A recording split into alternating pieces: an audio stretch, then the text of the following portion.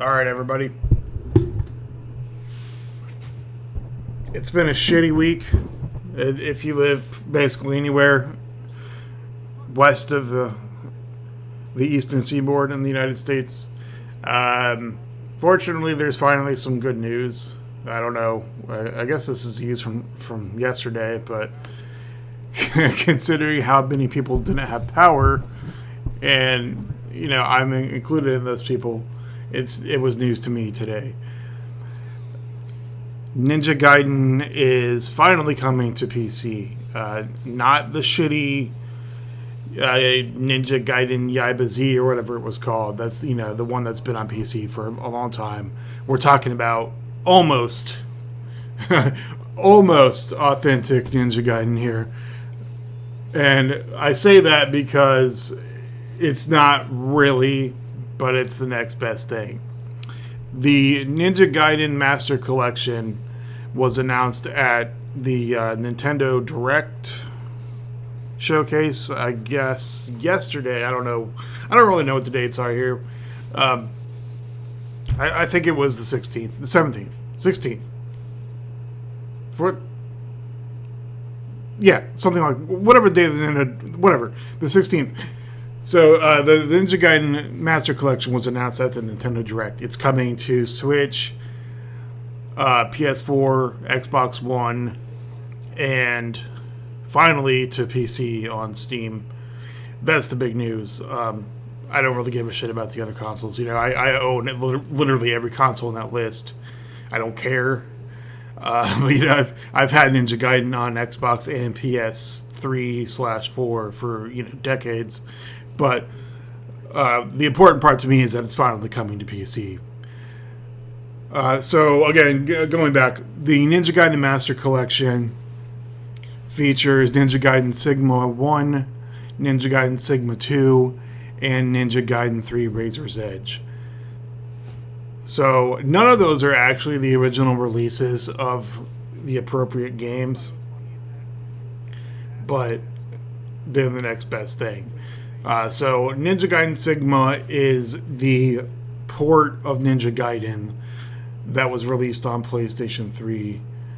And if you aren't familiar with the franchise, Ninja Gaiden was never supposed to come out on PS3 to begin with. Itagaki, the director of Ninja Gaiden, who left Team Ninja after this, had explicitly said, he didn't want it to come out on PlayStation 3, and he didn't agree with the Sigma content. So the real version of Ninja Gaiden is the original release in 2005, and the Ninja Gaiden Black re-release on Xbox, which was basically the same game, but it included like more challenges and extra costumes and more like challenge boards and stuff for Xbox Live. As I recall, it wasn't really harder. It was harder. I think there may have been like some additional bosses or something. I honestly don't remember. I haven't played it in probably at least a year. When did Chernobyl come out on HBO? That's the last time I played it. Ninja Gaiden Sigma 2. Oh, I'm sorry. I glossed over the reason it actually sucks. But Ninja Gaiden, so they ported Ninja Gaiden to PS3, which included most of that Ninja Gaiden Black content, but then they also upscaled it to like 1080p versus how it was only like 1080i on the original Xbox at best. So Sigma is 1080p. It's on PS3. It supports PlayStation Network. It has like improved graphics, kind of. It ran at 60 frames per second.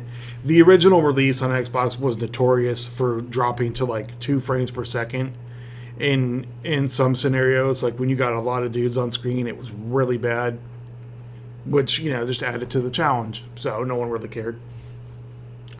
But on top of like the cool stuff they added, they kind of changed the UI up a little bit to look different. They added all kinds of new enemies that were like extra annoying. They added new challenges. They added new weapons. But then the worst part about it is they added double the content. So there's a character in the game, if you somehow haven't played it after 15 years, there's a character in the game named Rachel. She's a fiend hunter. You know, she hunts fiends. And she has a giant warhammer and basically very little clothes. She's also in Dead or Alive 5 and 6, so if you've played those, you obviously know who she is. They added it in. Basically what you do is you play like the first 4 or 5 levels of the game normally. As soon as she's introduced into the story, then every single level for the rest of the game, you play through the level as Ryu, and then as soon as that level's over, then you got to replay the exact same level in reverse order as Rachel. So it's like you finish, you get to the church, for example, in that one level, and then the next level you start out at the church as Rachel, and then you got to run all the fucking way back through that same level that you just played as Rachel back to the starting point for Ryu, which is her endpoint. And like some of those crab people, is there a key of the crab? Some of those have their own special bosses. Like one of her levels has this boss. He was a character in the first place in the original game. I forget his name. Godot or some shit. I don't know. But he's this like 9 foot tall trench coat wearing guy that has 2 pistols. So like he's one of her special bosses. But I mean that's really like that's the most significant content they added to the game, is that they doubled the entire length of the game almost, playing as a shitty character that no one wanted in the first place. So I reiterate that it's the inferior version compared to Ninja Gaiden Black, which is the only true version of the game, that or the original. It also has Ninja Gaiden Sigma 2, which is kind of a similar situation to the first game, but it cuts back on the shitty content. So like instead of adding all these extra levels, then they just basically added extra bosses. Like the first real boss in the game, instead of just that boss, they added in like a mini boss right before that boss, which is actually a rehash of the last boss on Ninja Gaiden 3. But Ninja Gaiden Sigma 2 also adds like extra costumes, extra challenge content, DLC, stuff like that. Ninja Gaiden 3 is really the outlier, because the original Ninja Gaiden 3 actually was terrible. If you haven't followed that, they added they didn't really add, they removed content from the game. So like the base difficulty would automatically block for you. It was auto block, like you couldn't even block on your own. There's a lot of like ridiculous cinematic camera work that on one hand is kind of better than the shitty camera the first 2 games had, but at the same time you literally can't control the camera. Still are not a technology that's been perfected in games, so you're going to have issues. Some of them are easily avoidable. The issues in Ninja Gaiden 3 though were just stupid. It was just like, hey, check out the entire rest of this street, besides where your character is, or check out this thing that's happening in the background. Check out this huge boss that you're totally going to have to fight in about 40 minutes. Stuff like that. Like it was stupid. It was more like a cinematic action game, more like a God of War than it was a Ninja Gaiden game, and it didn't really help.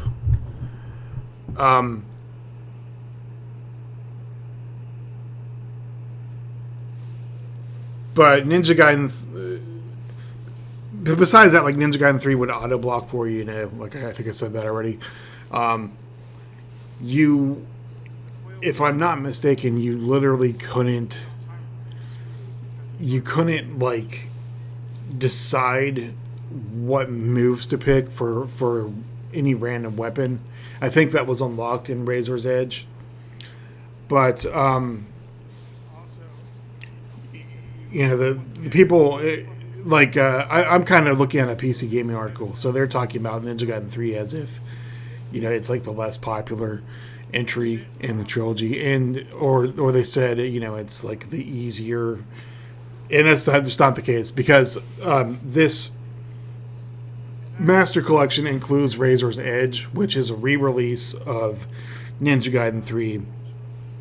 So they got rid of a lot of the stupid cinematic camera stuff.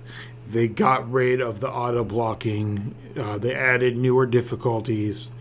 They unlocked the skill tree so that you can unlock like whatever moves you want for whatever weapon you're using. I think I'm not really sure about how that part differs, because I've honestly never played the original game.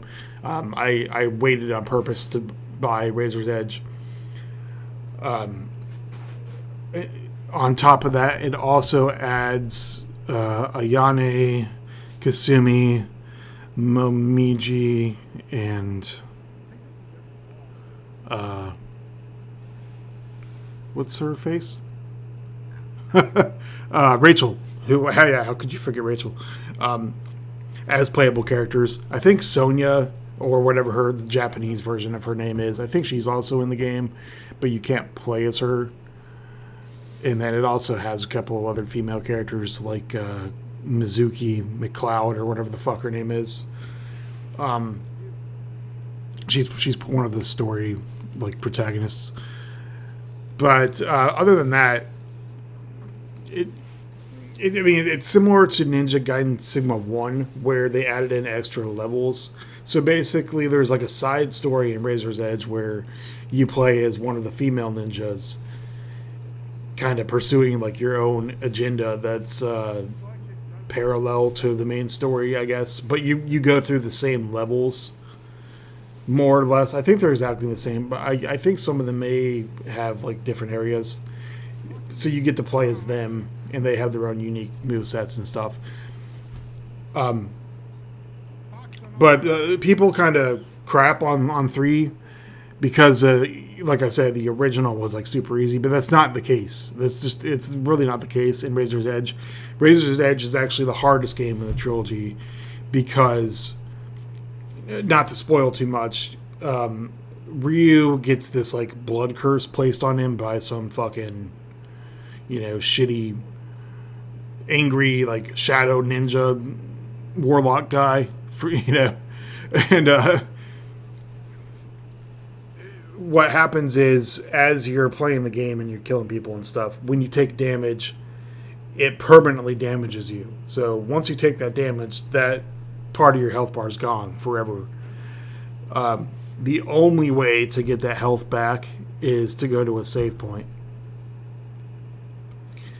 Even if you use a potion, it's only going to heal you up until the amount of damage, the amount of health you had after you took that damage, which is similar. The first 2 games had a similar mechanic, but once you got out of combat, you got all that health back. So in Razor's Edge, once you get out of combat, it doesn't matter. You keep that damage forever until you go to a save point.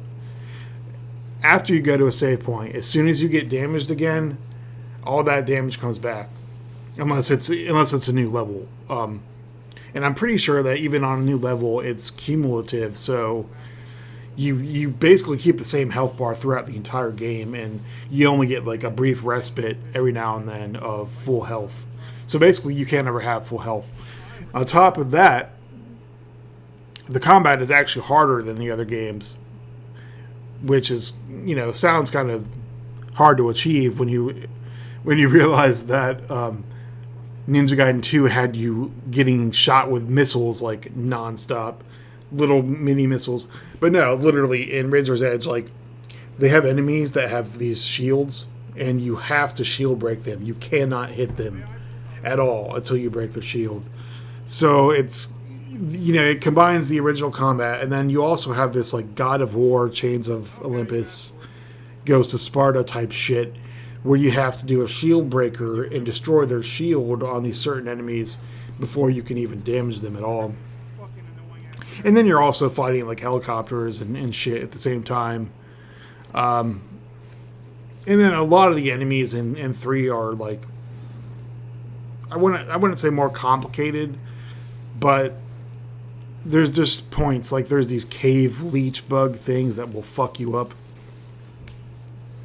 So anyway, I mean, it's ridiculous. If you haven't played Ninja Gaiden 3, I would disregard anything you've ever heard about it being easy, because this version is not the same version. I mean, this is the real version of Razor's Edge.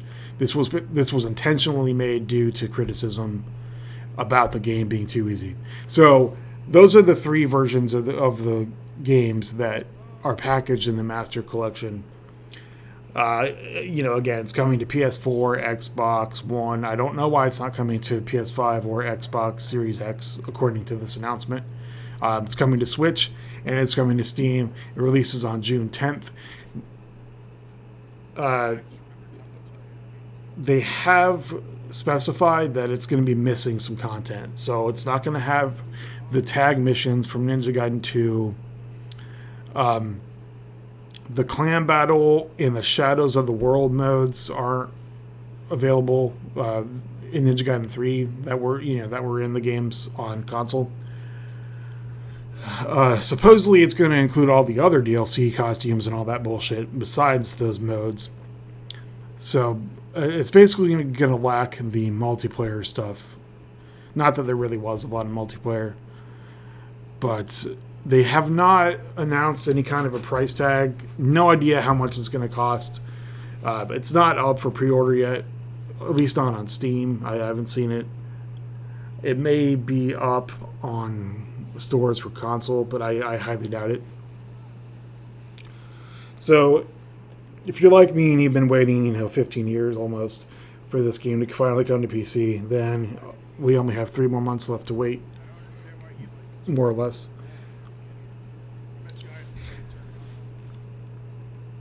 I'm buying it. I don't know about anyone else. I will pre-order that shit as soon as it's available. I don't care. So that's the good news. Some of the good news for this week. There is some other good news, but it's not really relevant to this video. So if you are in the center of the country anywhere, or you're in Texas or even Northwest, hopefully you have power. Hopefully your week doesn't suck as bad, or at least hopefully it stops sucking now since it's almost over. Peace.